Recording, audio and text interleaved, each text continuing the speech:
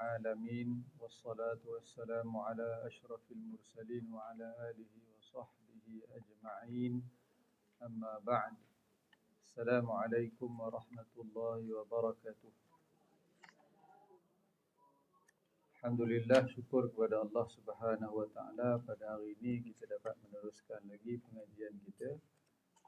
Dan insya-Allah kita akan bersambung pada muka surat 8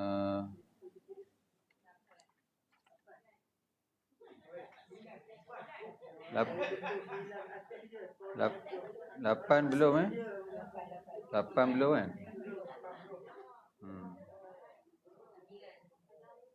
8 dah kan? Kena cek rakaman minggu lepas. Rakaman ada kena cek balik. Boleh lah tu, ambil lah 8. Baik. Sekali imbas sebagai semangat dan peringatan kepada kita semualah, bahawasanya susah-susah kita datang hari ni, dah tengah hari pun kan nak mengaji lagi Tak lain tak bukan kerana setiap pembaca Al-Quran ni dia mesti nak baca Al-Quran tu dengan bertajwid, atau dalam erti kata yang lain fardu ain. Maknanya tiap-tiap orang bila dia nak baca Quran dah jadi fardu ain ke atas diri dia untuk baca tu, package dia mesti ada tajwid. Fardu ain. Tapi untuk kampung kita, qaryah kita ni kan, kalau dah ada satu orang yang dia belajar betul-betul, dia mahir segi teori tu kan, untuk kita tak apa dah. Maknanya segi teori tu kadang-kadang kita masing-masing pun tak upaya mana dah kan. Teori tu terlalu banyak kan, dengan terma-terma dia itu dan ini. Segi tajwid teori lah, teori kadang tak mampu sangat pada kita. Tak apalah kan, dalam kampung kita, dalam qaryah kita ni ada satu orang ustaz, dia turun naik kapal terbang sana sini, dia pun terror lah. Jadi lepas tak kita? Lepas. Fardu kifayah segi teori. Segi praktikal, balik pada tadi, tiap-tiap orang, tiap-tiap individu bila nak baca saja Quran fardu ain. Itu yang kita susah datang tu, tengah hari pun nak bersengkang mata lagi kan, nak belajar, nak mendengar. Itu sebagai satu semangat untuk kita hadir. Hadir. Kadang saja je kelas mana-mana pun saja saya bagi semangat macam ni. Pasal tahu pun susah nak datang kan. Ada yang tumpang orang, seorang tak datang, dia pun tak datang. Macam-macam hal lah. Jadi semangat untuk kita semua hadir, itulah dianya. Pasal tiap-tiap orang nak baca tak terlepas dah. Kalaulah sengaja, boleh jadi berdosa. Sengaja tu macam mana? Sengaja tu kita ada masa, kita ada wang ringgit sikit, tapi kita pilih untuk duduk rumah. Walhal berhampiran dengan kita ni, tak tahu berapa ratus meter, berapa kilometer pusat pengajian kita ni. Ada, tapi kita pilih untuk duduk rumah. Tak ada kekangan apa, wang ringgit ada, kenderaan ada, ataupun ada orang boleh hantar dan sebagainya, kita pilih duduk rumah. Kita bimbang, bila kita baca, kita jatuh dalam kesalahan, berdosa. Sebab apa? Dia yang tak jadi berdosa ni apabila kita dah belajar, dah usaha, ikhtiar, terjatuh juga, tak ngapa, dia tak jadi berdosa. Itu pun semangat untuk kita hadir, supaya kita belajar, ustaz pun ajar, tapi oleh kerana faktor macam-macam, kita boleh had takat tu saja. Alhamdulillah kan. Mudah-mudahan kita lepaslah daripada soalan oleh Allah Subhanahu Wa Taala pada akhirat nanti. Dan seterusnya. Ini semua saya cedok daripada buku kita. Buku inilah saya cedok sebagai semangat untuk kita apa semua. Dan yang seterusnya, kita ni nak jadi berbeza dengan orang di luar sana yang tak hadir pada hari ini. Dalam arti kata lain yang tadi itulah ya, ada semua cukup tapi dia pilih untuk duduk di rumah misalnya ya. Jadi kita dah datang hari ini, kita nak jadi orang yang berbeza dengan orang yang tak hadir pada hari ini. Tapi apa kita patut buat supaya kita jadi berbeza tu? Tak mau pula sekarang kita datang sini rupanya sama aja. Dia tak datang pun, kita datang pun sama. Jadi kita nak kita jadi berbeza. Supaya apa? Berbaloi kita datang, susah kita datang pada hari ini. Apa kita patut buat? Baik. Disebut oleh Imam Ibnul Jazari ya, dalam buku Risalah Kecil Ilmu Tajwid, muka surat 11 tu ada. Di atas sekali itu disebut walaisa bainahu wa baina tarkihi illa riyadatum ri'in bifakkihi. Itu kalau ikutkan mahir kata-kata Imam Ibnul Jazari tu. Pasalnya dia kata apa? Tak ada beza.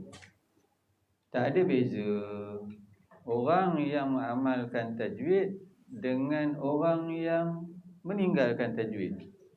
Kita duduk sini kan, yang setengah orang tadi dia pilih untuk duduk di rumah kan. Tapi kita pun sudahnya di sini pun tak amal juga. Jadi tak adalah beza, letih saja. Jadi kalau tak mau bagi letih macam mana? Kecuali dia buat latihan yang berterusan secara istiqamah dengan lisannya. Sebab tu kita kata di sini ni kita ni nak berlatih setelah apa yang dah kita belajar teori yang lepas. Sebelum ni dah belajar dah teori. Jadi hari ni kita datang untuk kita berlatih. Kita berlatih supaya hak kita yang dah belajar teori itu dapatlah kita praktik. Bila kita praktik, dapatlah kita ni berbeza dengan hak yang pilih untuk tak mari tu kan. Jadi begitulah ya. Kita dah mari, kita dah letih apa semua, biarlah kita buat betul-betul, dapatlah kita ni ganjaran yang berbeza daripada orang lain. Kalau boleh begitulah ya.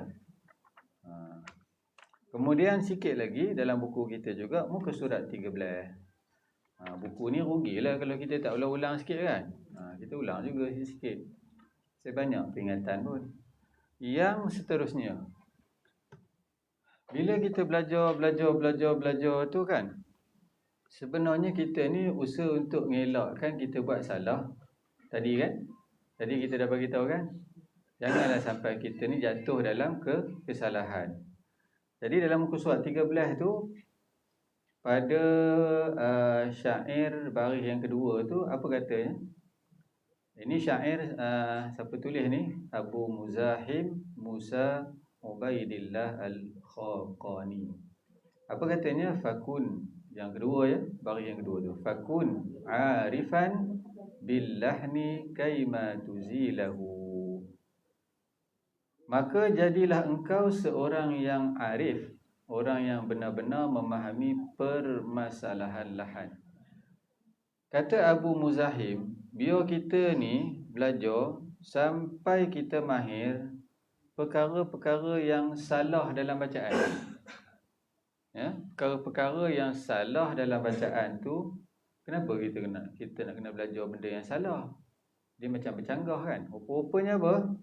Kaima tuzilahu. Kita belajar benda-benda yang salah ni supaya kita elakkan dia. Jadi kita pun belajarlah kan. Kalau huruf ta kita belajar supaya tebal. Supaya kita dapat elakkan dia jadi ta. Itulah cerita dia kan. Kita belajar benda yang salah supaya kita dapat elak. Kita pun berterusan buat benda yang betul. Itu yang kita nak tu. Ya. Jadi pun kadang-kadang dalam proses kita belajar ni, kita cerita juga sikit-sikit kan. Jangan buat nipih, nanti jadi orang lain, jadi huruf lain kan. Sebab dalam bacaan kita ni, yang kita kena elak sungguh-sungguh berlaku adalah apa? Tertukar huruf. tertukar huruf. Yang kedua apa? Sungguh-sungguh kita kena iltizam, kena sungguh-sungguh lah. Jangan bagi terjadi tertukar sifat. Sebab apa? Ustaz, sifat tu tak apalah lagi kan. Jangan dulu. Ada sebahagian sifat, kalau kata kita tak terbuat, dia tak jadi apa sangat. Dia sebagai mencantikkan bacaan kita saja, tak ngapa lagi. Tapi jangan lupa, ada sifat kalau tak buat, dia jadi huruf lain. Sebab tu kata tadi, yang pertama terang-terang, jangan tertukar huruf.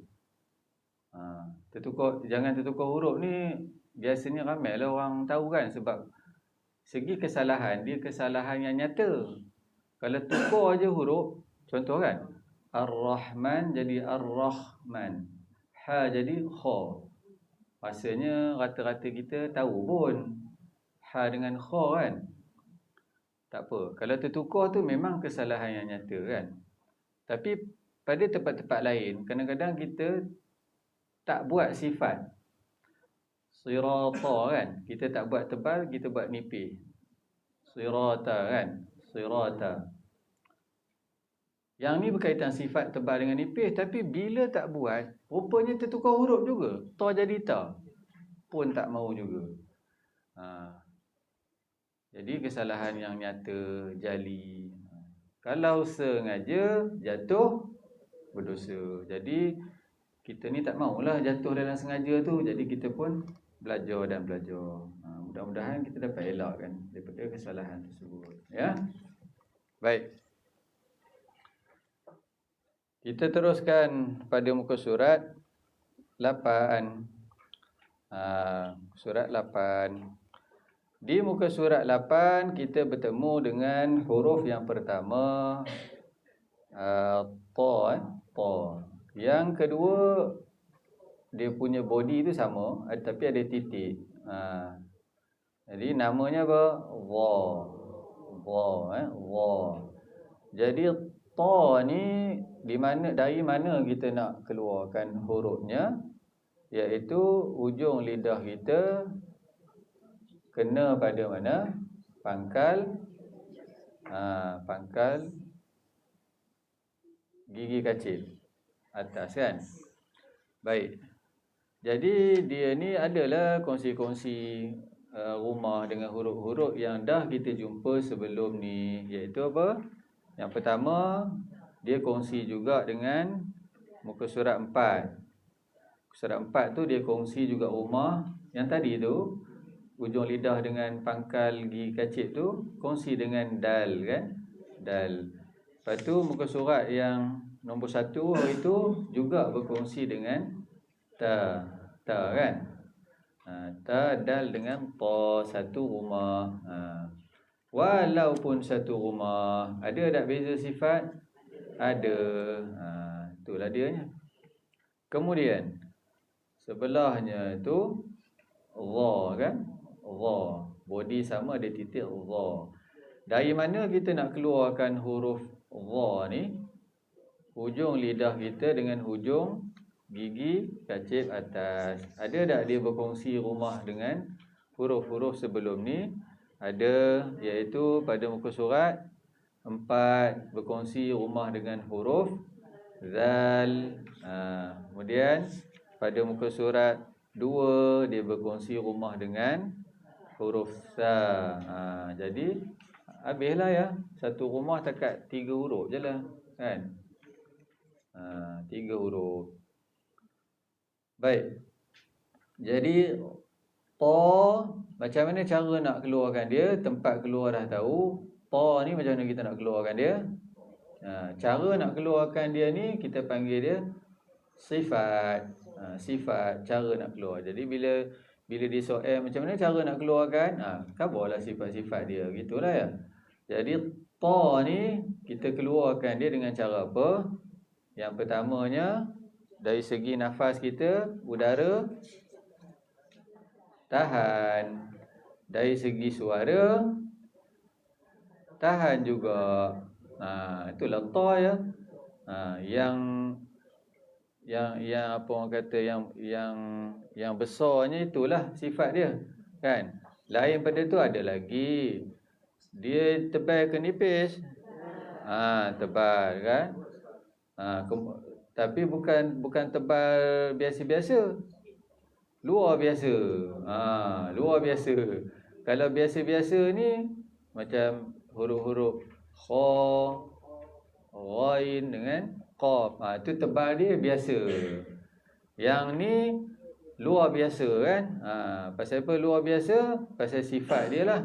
Yang pertama dia isti'la, yang kedua dia itbaq. Jadi luar biasalah. Lain pada tu ada lagi kan, sifat dia macam contohnya bila kita dah tahan suara, tahan nafas, akhirnya dia melantun. Pun ada juga sifat dia begitu kan. Baik. Sebelah dia tu dha. Macam mana cara keluar dia? Segi udara, segi nafas kita. Tahan ke lepas? Macam mana nak rasa? Macam mana kita nak rasa? Kita pun bila kita agak-agak macam ingat tak ingat tu, kita pun rasalah sendiri. Kan? Kita nak rasa tu, kita berbuallah hamzah bari atas kan. Tu kita mati kalau dia. Kan? Bila buat macam tu kita rasa udara kita tu ada ke tak?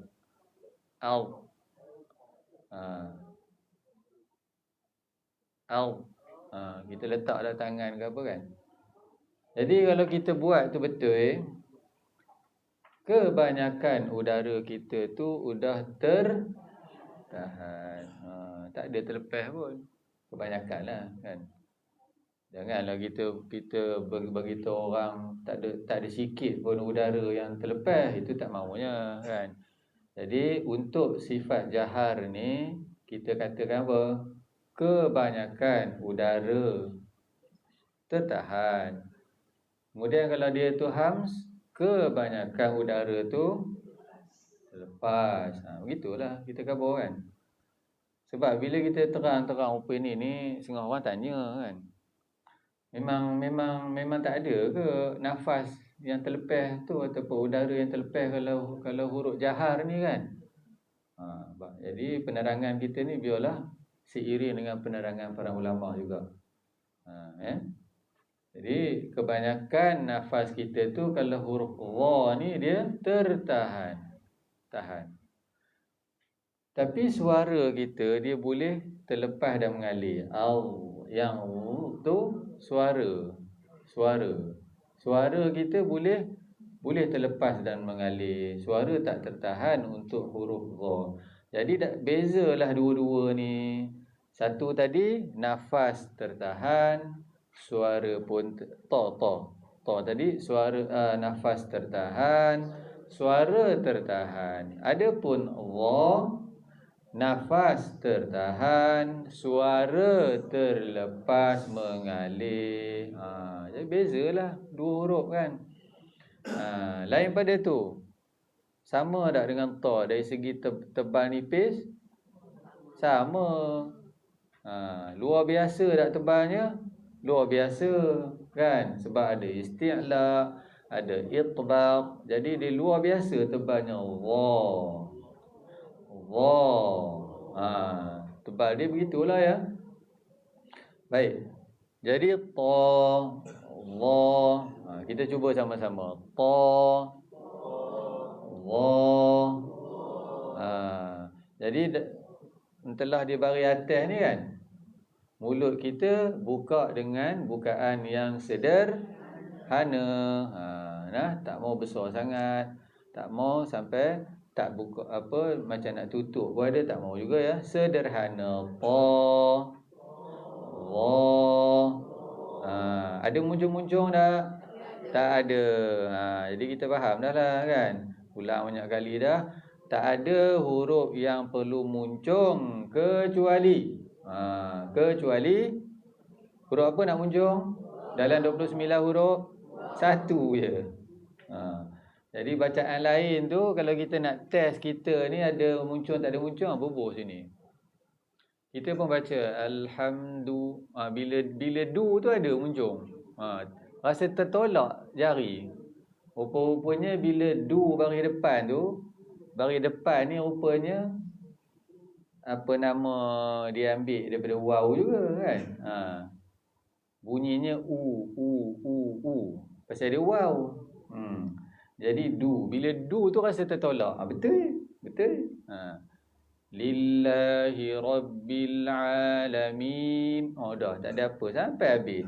Ar-Rahmanir Rahim. Tak rasa tertolak apa pun. Dah baris depan, tak ada waw, tak ada.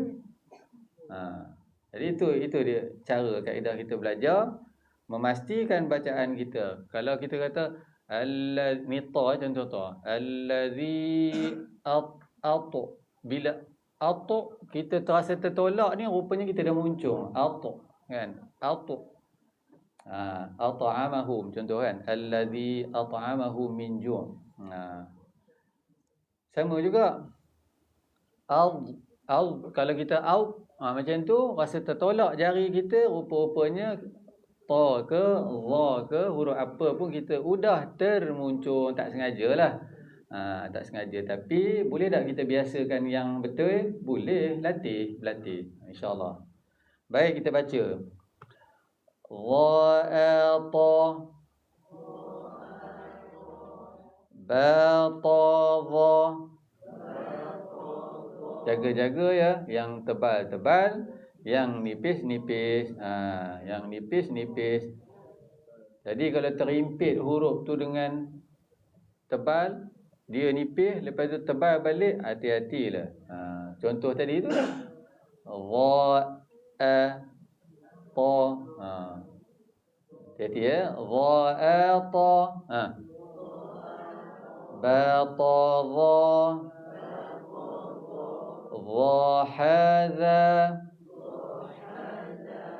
Sadadha. Dasadha.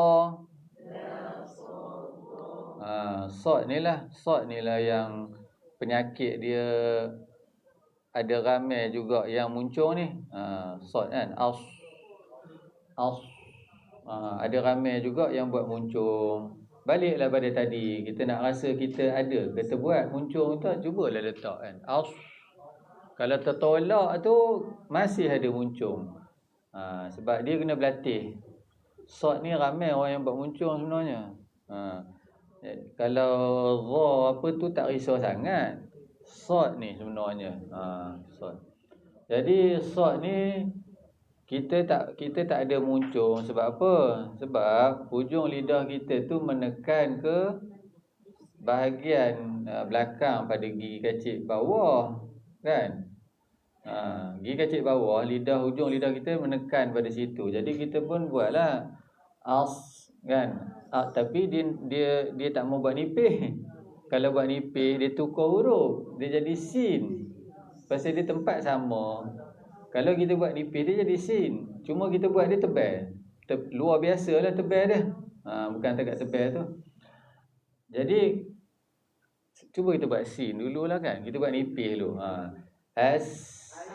Yang ni senang nipis kan. Macam itu juga. Tempat itu juga. Cuba sin. Tempat itu juga. Tapi kali ini kita kena buat dia tebal dengan cara pangkal lidah dengan tengah lidah kita tu terangkat. Dulu lepas tu terus sad. Sekali lagi sin. Tu sad. Kalau bukan. Dia macam sin juga, cuma yang bergerak pangkal dengan tengah lidah. Bibir tak bergerak. Jadi macam itulah. Lama-lama kita dapatlah beza. Kita dapatlah ejah kan. Benda-benda yang sama, yang bergerak pangkal dengan tengah lidah. Bibir ada berubah tak? Tak berubah sama sekali bibir. So kita ingat tu. Da sa ra sa gitu ya. Ta ha za. Dia kan ada satu petua lagi. Orang tak boleh sebut ra. Ada tak orang tak boleh sebut ra? Ada juga kadang-kadang dalam kalangan kita kan. Ada petua yang dibagi. Kalau tak boleh sebut ra ni, nak latih dia, kita sebut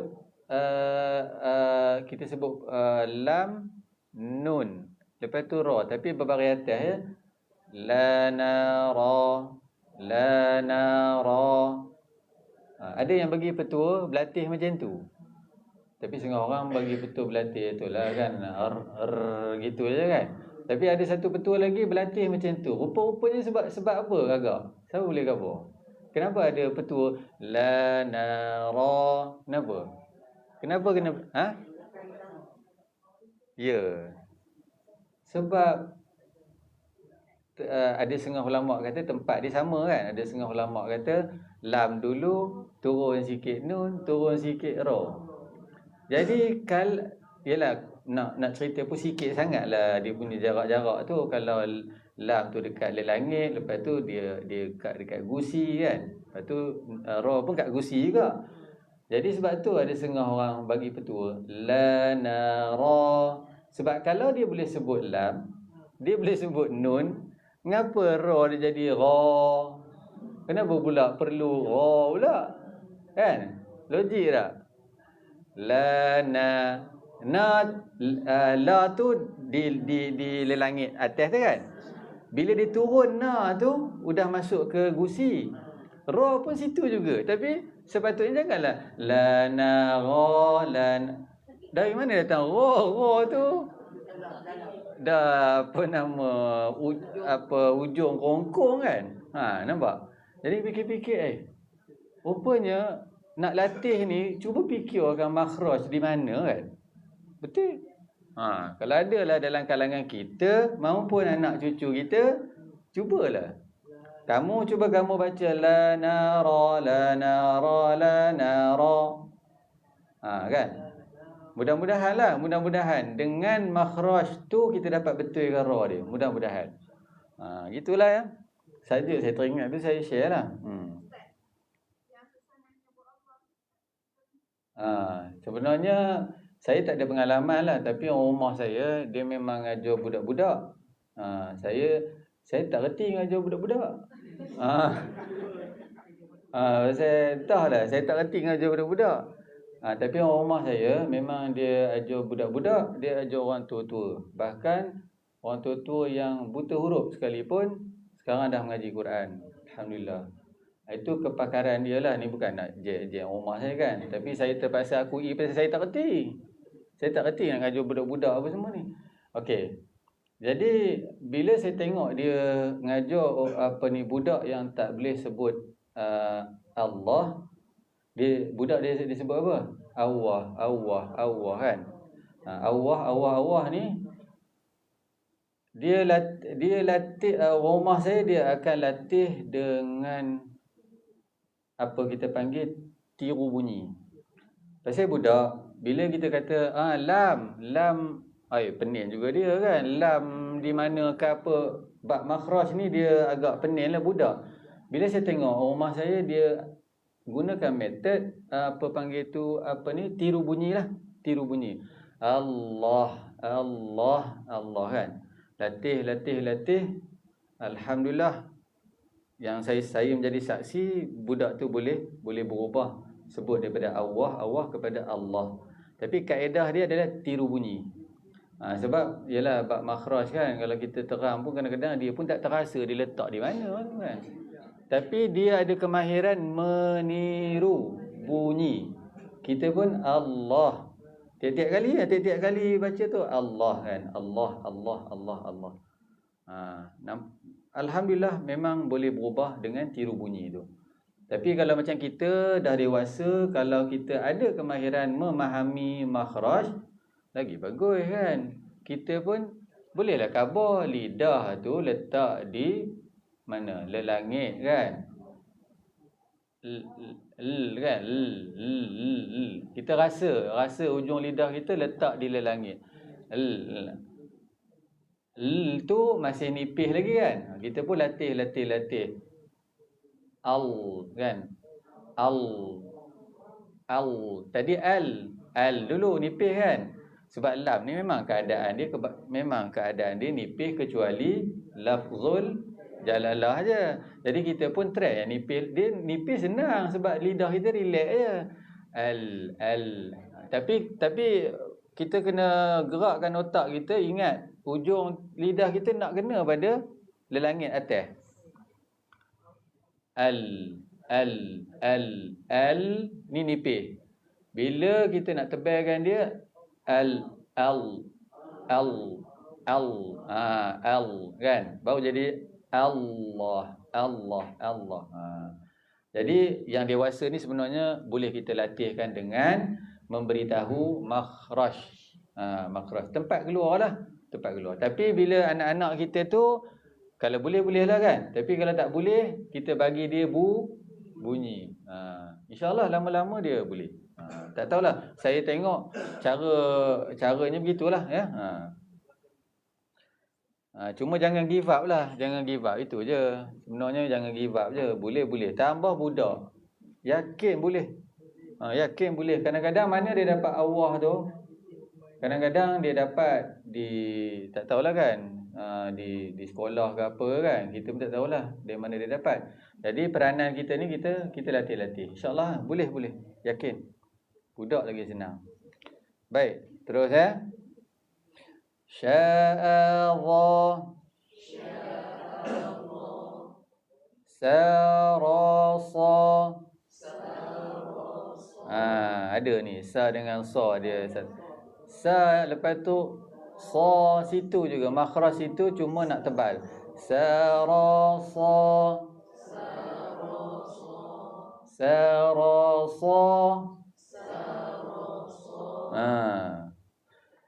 Zakhata.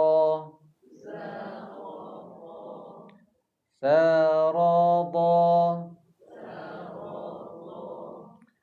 Zakhada. Tadadha. Sadasha.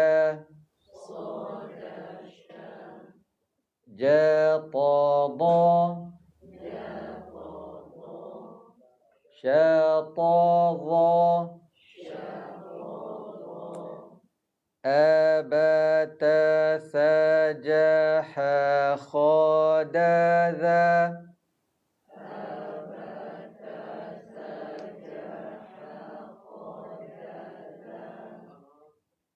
Sambung bawah. Raza sasha sadatadha.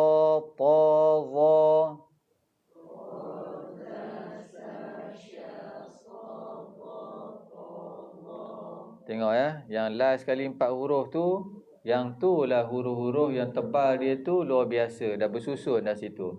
Sa, dha, ta, dha, itulah huruf-hurufnya. Yang tebalnya luar biasa daripada huruf yang dah kita jumpa sebelum ni. Kha, itu pun tebal, tapi tebal dia biasa ya. Baik. Sekarang kita baca satu baris ya. Mula pada dha, ta tu baca terus. Dha, ta, ba, ta, dha, hadha.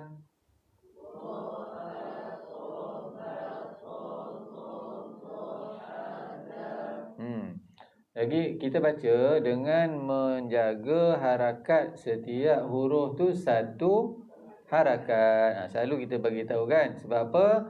Kita nak elakkan daripada kita tercuri harakat, terkurang harakat kan. Ini kita baca ni tak apa, benda sikit lagi kan. Bila kita baca banyak-banyak huruf bercantum nanti mudah sangat kita terkurang ataupun tercuri harakat, tak cukup satu. Jadi berlatihlah kita daripada sini. Sadada sadata hadza.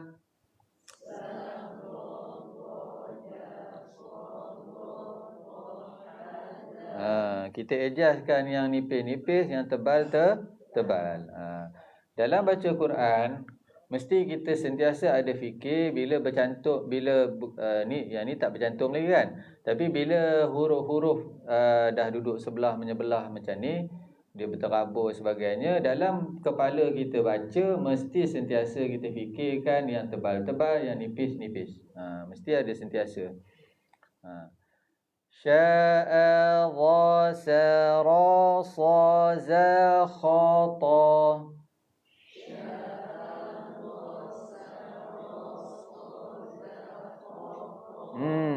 Itu dia. Sarada za khadata dha.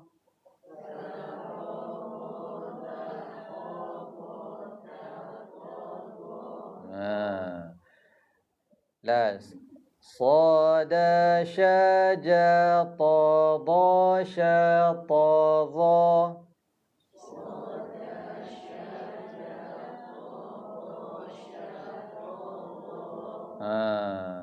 Dia baru banyak ini pun kita pun berasa kan, kita punya dalam mulut kita ni begitu bergerak lidah kita kan.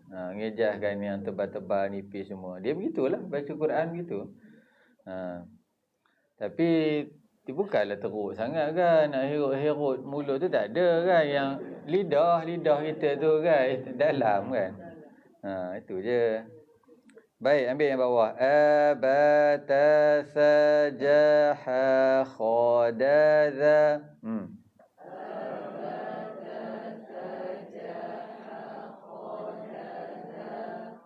Raza sasha sadatadha.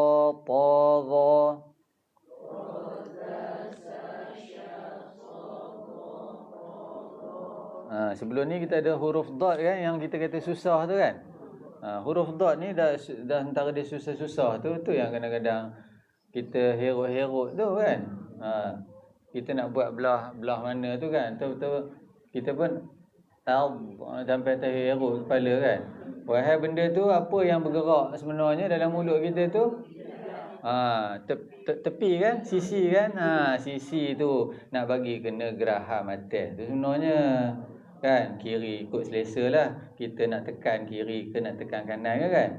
Tapi itulah kadang-kadang kita ni dengan kepala sekali apa semua kan. Tak apalah kan. Tapi kalau boleh tak perlulah kan, kita tak payah buat yang kepala sekali tu kan. Kita ejaskan dalam mulut je. Itu kadang kalau kita tengok guru kita pun kan, kita lebih nak tengok ke kita lebih nak dengar sebenarnya? Cuba.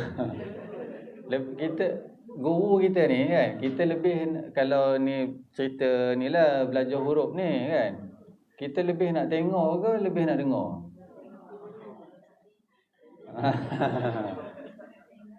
Okey, jawapan dia ada pada huruf tu. Jawapan dia ada pada definisi huruf tu. Marilah kita buka ya. Apa definisi huruf? Huruf. Huruf tu apa? Hamzah, ba, itu. Tanya. Ada juga apa ni bila ustaz tanya kan. Huruf tu apa? Hamzah, ba, ta, iyalah kan. Definisi huruf tu apa? Huruf tu apa? Buka dalam muka surat 17.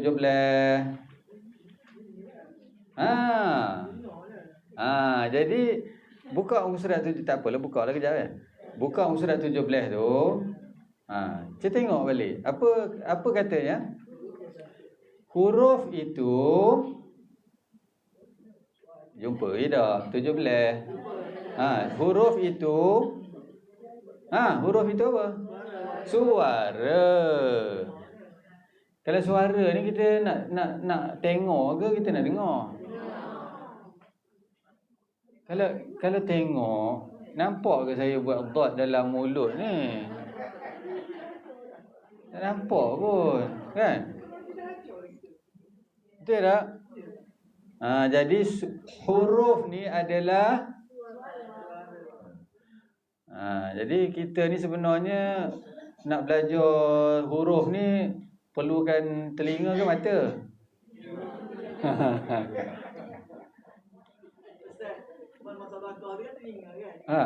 Pakai earphone kan. Sebenarnya kan, tak tahulah ni Ustaz Fauzi sebutlah kan. Kalau yang ada keuzuran pendengaran ni agak sukar sikitlah dia nak belajar huruf kan. Yang betulnya begitulah kan, sebab memang memerlukan pendengaran yang baik untuk belajar huruf. Kan? Baik. Jadi bila kita bukan tak boleh tengok, guru boleh lah, cuma lebih banyak kita fokus kita kena pada pendengaran. Kena ada pendengaran yang baik. Ada tak part-part yang kita nak tengok mulut guru? Ada juga. Bila dah kata muncung, nak juga tengok kan. Gitulah. Tapi kebanyakannya tidaklah. Muncung kita nak tengoklah. Contoh kalau kata kita belajar tentang ismam kan. Kalimah tak manuna kan, surah Yusuf. Rupanya ada baca ismam ni, dia ada isyarat memuncungkan mulut kan. Jadi kalaulah kita baca dengan guru kita kan, sampai dekat ayat tu, qalu ya abana ma laka la ta'manuna. Kita nak baca ismam, kita bertalaqi kan, kita bertalaqi sampai kat juzuk 12 surah Yusuf. Qalu ya abana ma laka la ta'man. Kita nak buat ismam tu. Boleh tak kita pakai mask? Boleh tak kita pakai burdah untuk perempuan? Tang itu je. Boleh tak? Kalau kita pakai mask tutup muka apa semua, tak terhasillah talaqi kita pada hukum ismam yang ada isyarat muncung mulut tu. Jadi ada tak tempat yang perlu kita fokus pada mulut? Ada juga, tapi kebanyakan tidak. Tempat-tempat lain baca macam biasa, tak masalah kan. Gitulah. Itu proses kita talaqi lepas ni pula lah kan, bukan sekarang. Tapi nak cerita dia, huruf ni bila kita belajar, kita kena ada pendengaran yang baik. Boleh ya? Gitu. Jadi adalah kecoh itu hari kan, kecoh ada yang mengajar di online tu, dia suruh muslimat buka kamera pasal nak melihatkan mulut kan, nak lihatkan mulut. Apa mulutnya kan, kalau patutnya kita nak mendengar lebih lagi kan, bukan nak melihat mulut. Gitulah. Ada part-part dia perlulah kan, macam kita cerita tadi. Boleh ya? Baik. Sebenarnya kan, yang mahir kan, dia akan mendengar perbezaan dari segi bunyi yang tak sempurna. Contoh ya, kalau kita buat bunyi dhammah, bunyi baris depan kita tak kumpul mulut kita bagi muncung tu untuk baris depan, bunyi dia memang akan berbeza kan. Jadi contohlah kalau kita buat waulin kan, waulin. Kita baca au. Nampak? Sempurna tak baris? Sempurna. Au kan. Au. Waw kita tu sempurna kita kumpulkan mulut kita bagi muncung. Tapi kalau kita buat lebih kurang au ma malakat aima au ma macam kita malas nak muncung kan. Jadi guru yang mahir tak gaduh tengok mulut dia tu, au ma yang tu tak sempurna. Tapi kalau dia baca au ma malakat, lain bunyi pun. Lain. Au ma macam malas nak muncung. Jadi tak sempurna. Kesempurnaan baris-baris tu tadi dari pendengaran guru yang mahir pun dah cukup dah. Kalau tak tengok sekalipun. Dia gitulah ya. Baik. Sambung. Udah kan? Jadi muka surat 9 kita jumpa huruf apa? Ain. Nama dia ain kan? Ain. Kemudian bentuk yang sama tapi ada titik, apa namanya? Ghain. Ain lepas tu ghain. Jangan ain lepas tu ghin. Tu tak kena. Jadi nama dia kan ain lepas tu ghain. Ain lepas tu ghain. Gitulah. Baik, nama dia dari mana nak keluar ain? Ain dari mana nak keluar? Bunyi apa nama pun dah macam tu kan? Ain dari mana nak keluar? Kalau kerongkong kita bahagi 3, ada pangkal, ada tengah, ada hujung kan? Bahagi 3 macam tu, di mana duduk? Ain tengah. Tengah kan? Tengah ni boleh kita spesifikkan lagi pada injap suara kita. Tu kalau spesifik lagi lah, injap suara. Tengah tu dia macam ni ya. Secara umumnya ain di kerongkong, tu secara umum. Kemudian ada yang khusus lagi tengah, khusus lagi injap. Dia gitu ya. Kalau sekali orang tanya gitu je, di mana ain kerongkong? Tu masih umum lagi tu. Kerongkong tu di mana? Tengah. Tengah tu di mana? Injap suara. Itulah kita gabung.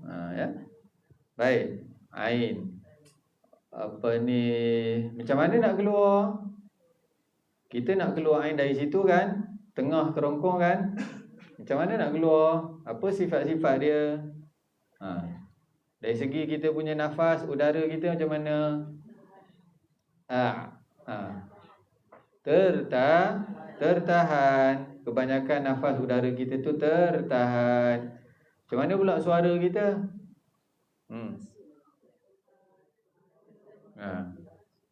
Dia tak tahan. Taklah lepas tu banyak mengalir banyak. Jadi antara lah kita sebut antara. Kalau cakap Arabnya bainiyah. Pasal apa? Pasal bila kita buat memang rupa itu. Dia tak tertahan suara kita tu macam huruf-huruf yang ba ke apa semua tu. Kemudian tapi kita nak lepaskan suara kita banyak pun tak boleh pergi. Jadi kita kata antara. Bila antara ni lah yang namanya bainiyah ataupun tawassut. Boleh juga kan? Ataupun cakap Melayu je. Antara pertengahan. Boleh berlaku. Jadi apa maksud pertengahan antara tu? Antara suara kita tu tertahan dengan terlepas mengalir, tapi tak banyak macam huruf-huruf yang rakhawah tu. Antara tengah-tengah boleh berlaku. Tu ain. Tipis tebal nipisnya macam mana? Nipis. Lidah kita relax tak? Relax, tak gaduh, angkat tengah ke apa pun tak gaduh angkat. Baik. Lepas tu ghain, huruf ghain pula. Huruf ghain kat mana nak keluar? Kalau kerongkong dibahagi 3, ada pangkal di tengah, ada ujung, kat mana dia? Kita pun buat al. Kat mana rasa? Rasa kat pangkal ke, rasa kat tengah ke, rasa kat ujung? Rasa dekat ujung. Rasa kat ujung. Ataupun kita boleh khabar dia, spesifik dia adalah awal pangkal lidah. Tak masuk lagi. Tapi awal pangkal lidah. Kalau pangkal lidah, baru masuk lidah. Kan? Boleh faham Ujung tekak kita atau awal pangkal lidah. Border lah. Border. Tak masuk lagi lidah. Jadi situlah ghain ataupun nak rasa dia, kita bagi dia hamzah dia. Bila kita buat tu, apa rasa pada nafas kita? Tertahan juga. Kan? Tertahan nafas udara kita. Apa rasa pada apa kita dapat dengar rasa pada suara kita bila kita sebut tu? Boleh mengalir kan? Kan? Jadi suara kita boleh mengalir. Bila boleh mengalir tu namanya rakha wa ghairil maghdu kan. Apa ghair yang mati situ kan? Kita rasa suara kita ni boleh lepas mengalir. Baik. Dari segi tebal dan nipisnya ghair ni, macam mana keadaan dia? Tebal tak? Dia tebal. Dia tebal, tapi tebalnya tu biasa. Biasa. Jadi bila kita kata biasa ni, fahamnya apa? Hanya pangkal lidah saja yang terangkat. Bila kita kata luar biasa tebalnya, pangkal lidah terangkat, tengah lidah pun terangkat. Atau cakap Arabnya, dia ada sifat isti'la, dia ada sifat itbaq. Jadi luar biasa tebalnya. Jadi untuk ghain, dia tebal dia biasa, pangkal lidah terangkat, tengah duk relax saja. Baik. Cuba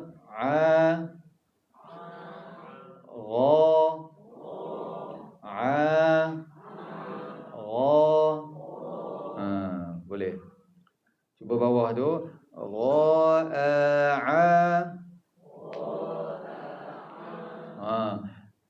dengan ni elok-elok dah ya. Satu duduk, dia pasal kerongkong juga, secara amnya kerongkong juga. Semualah kerongkong kan. Tu.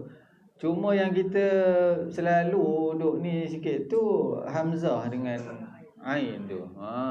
Jadi hati-hati ya. Satu hamzah dekat mana nak letak? Dekat mana nak mulakan makhraj dia? Dia pangkal. Tapi ain tengah. Dengan Tapi ain ni ada kena-mengena dengan hidung ke? Tak ada ya. Tapi banyak orang buat. Itulah dia. Kan? Kalau dia buat dekat hidung, tutup, try lah kan. Kalau tutup hidung tak boleh baca tu, maknanya dia buat kat hidung. Tapi kalau kita tutup hidung, kita boleh baca, maknanya selamat. Kita terselamat daripada memasukkan suara kita ke hidung. Nanti balik rumah try lah kan. Sekarang segan nak try kan. Tapi cara dia macam itulah kan. Nak tahu kita terselamat ataupun tidak daripada suara masuk ke hidung, huruf ain, bila kita baca, tutup hidung. Kalau kita tutup hidung, apa tak boleh baca ain ni? Rupanya selama ni kita masuk ke hidung. Dah tutup hidung, tak boleh baca. Jadi sepatutnya tutup hidung pun kita boleh baca dah ain ni. Boleh lah. Dia bukan ada kena-mengena hidung. Faham kan?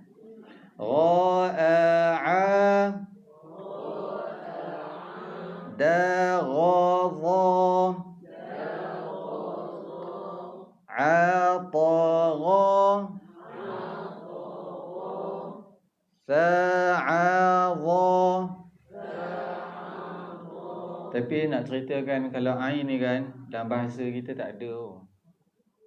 Dalam bahasa kita Melayu tak boleh diumpamakan. Dia memang tak ada dalam bahasa Melayu kita. Hatta kalau kita rasa macam kita sebut ayak atau ain pun bukan. Kalau kita rasa ayak atau ain bukan. Dia memang tak ada dalam bahasa kita lah. Jadi alhamdulillah al-alamin. Okey. Itu adalah. Bukan, itu bila kita tutup, kita boleh baca, bermaksud ain kita selamat. Betul. Tapi kalau kita tutup, kita tak boleh baca, Rupanya ain kita selama ni masuk ke hidung. Contoh kita katakan kita dia susah nak lepas kan. Pasal apa? Selama ni kita duk buat di hidung. Tapi kalau kita tutup hidung kita baca tak ada beza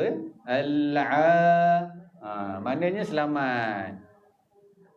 Tapi kalau kita buat kan, tiba-tiba dia macam ni, macam kalau kita sesema, kita tak boleh baca gunnah.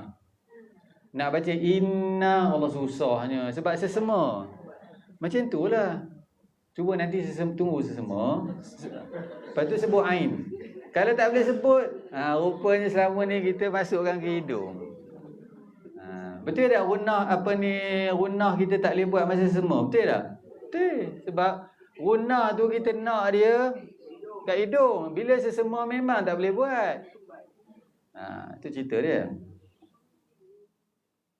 Boleh ya?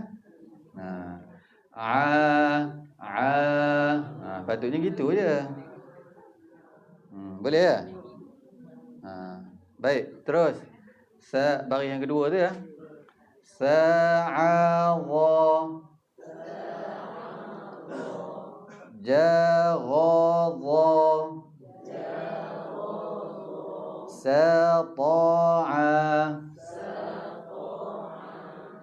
haradha syaghadha sara'a zakhadha dha'adha taghadha. Dia kan tadi kan pasal ain tadi. Kejap. Pasal ain tadi. Mengapa kita mudah nak ke hidung? Kalau kita tengok perjalanan makhraj ain ni, pasal apa kita daripada pertengahan tekak kita, pasal apa kita mudah nak ke hidung?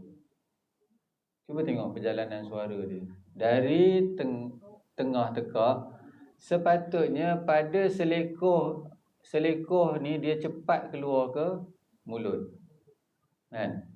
Tapi suara kita kalau kita selekoh daripada sini ni, kita tak cepat keluarkan dia ke mulut, dia boleh masuk hidung. Tu suara. Pengawalan suara kita, maksud saya, kalau tak cermat, dari tengah kerongkong nak dibawa keluar sepatutnya. Tapi oleh kerana suara kita tak kontrol, dia masuk hidung. Tu yang macam ain orang Sengau, lebih kurang itulah. Tu yang tak nak tu. Ni ada kat hidung ni. Kan? Jadi bagi atas kan? Kalau iyyaka ni ada kat hidung. Kan? Iyyaka sini. Ada beza lah bunyi dengan hidung kan. Baik, baris yang akhir tu syaradha ta'adha baghasa abata sajaha khada zaraza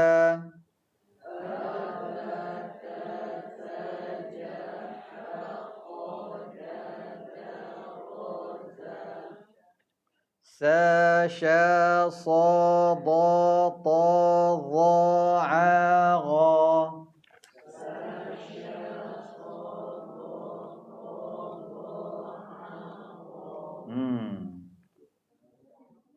Tengok muka surat buku kita, tengok muka surat muka surat 26.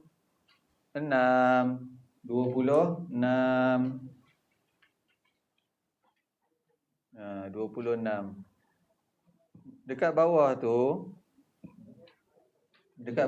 kita boleh tengok apa jenis-jenis kekeliruan ketika kita nak membunyikan huruf ain ni. Yang pertama, menyebut dia macam hamzah. Tadi ada tak kita peringat tadi masa dekat ra ada kan? Kita takut dia jadi macam tu. Jadi kekeliruan yang pertama untuk ain ni dia mudah nak jadi macam hamzah. Yang kedua apa? Dia macam alif.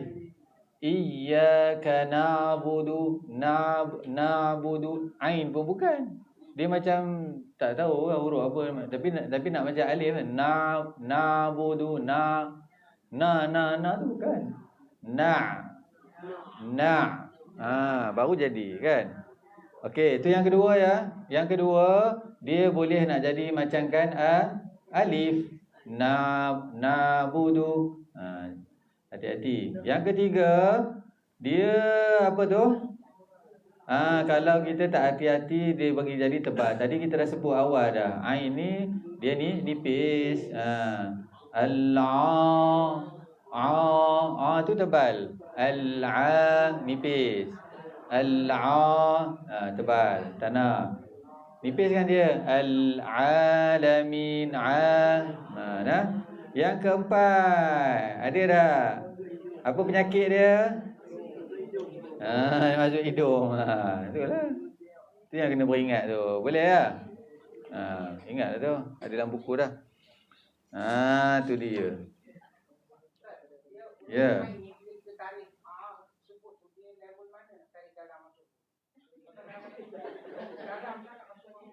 Dalam apa tu? Dia kan kita kena ingat ya. Huruf ni makhraj dia bermula dari, untuk ain, huruf tu makhrajnya bermula pada tengah kerongkong. Bila dia berbaris atas, suara kita akan bermula dari peti suara bawah tu. Sampailah habis nafas kita kan. Sebab apa? Baris atas ni dia jauh. Baris atas jangan lupa. Suara kita nak jauh. Jauh ni bermula dari mana? Dari peti suara rongga tekak kita ni. Peti suara kita, dia lalu ke mulut semua, bawa keluar dia. Itu suara. Adapun makhraj dia tengah tekak. Jadi beza elok ya. Makhraj bermula dari tengah tekak. Suara yang kita nak keluarkan dari peti suara, bawa lalu daripada rongga kerongkong, keluarkan dia ke mulut, terus jalan. Tu dia baris atas dia macam tu. Jadi bila kita gabungkan, dia jadi macam mana? Bunyi dia tau. Bukan tu hidung. Dia nak bunyi sebab baris atas ni dia adalah alif. Kan kan? Sampai habis nafas kita. Boleh. Cuba dulu. Bukan tau. Pasal kita nak baris atas kita tu disukat dengan tu. Cuba. Okey. Sekarang ambil ain dekat tengah kerongkong. Jangan ada hidung Jangan tu ada hidung.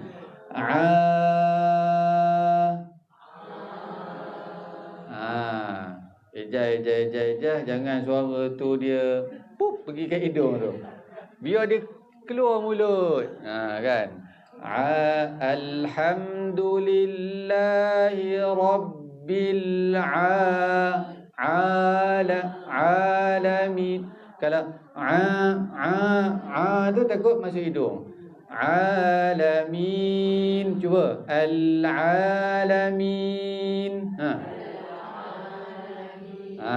Kita ejahkan dia kan. Sebab kita dah tahu dah, baris atas ni bunyi dia al-alamin. Yalah, sebenarnya ain dengan penyakit hidung ni ada banyak orang terbuat dan kadang-kadang kita pun terlepas pun ada. Sebab tu at least kita ada fikir lah benda ni kan. Dapatlah kita adjustkan tu sebaik yang mungkin. Itu je. Tapi kalau langsung kita tak fikir, duk hidung apa tu, takut-takut je tu kan. Tapi bila kita ada fikir, insya-Allah kita adjustkan, jangan pergi ke situ. Itu je. Boleh dah tu kan. Muka surat 8, muka surat 9 kita pun tandalah sini. Nanti ada pula apa macam-macam pendapat muka surat ni, muka surat tu. Kita tandalah. Sambung muka surat 10. Insya-Allah. Ya. Muka surat 10 nanti kita jumpalah fa dengan qaf. Lepas tu sampailah ya. Lepas tu ada apa? Lepas tu ada ni lagi lah kan.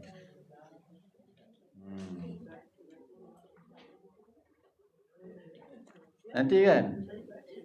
Nanti muka surat 20 saya tengok. Muka surat 20. Apa katanya atas tu? Cubalah bezakan. Cubalah beza. Nanti kita tengoklah ada beza tak ada beza kan. Antara yang disuruh beza apa? Hamzah dengan balik semula. Pasal itulah penyakitnya kan. Dengan Baik. Cukup takat tu dulu. Subhanakallahumma wa bihamdika asyhadu an la ilaha illa anta astaghfiruka wa atubu ilaik. A'udzu billahi minasyaitonir rajim. Bismillahirrahmanirrahim. اللهم ارحمنا بالقرآن واجعله لنا إماما ونورا وهدى ورحمة. اللهم ذكرنا منه ما نسينا وعلمنا منه ما جهلنا وارزقنا تلاوته آناء الليل وأطراف النهار واجعله لنا حجة يا رب العالمين. وصلى الله على سيدنا محمد وعلى آله وصحبه وسلم والحمد لله رب العالمين. تقبل الله منا ومنكم.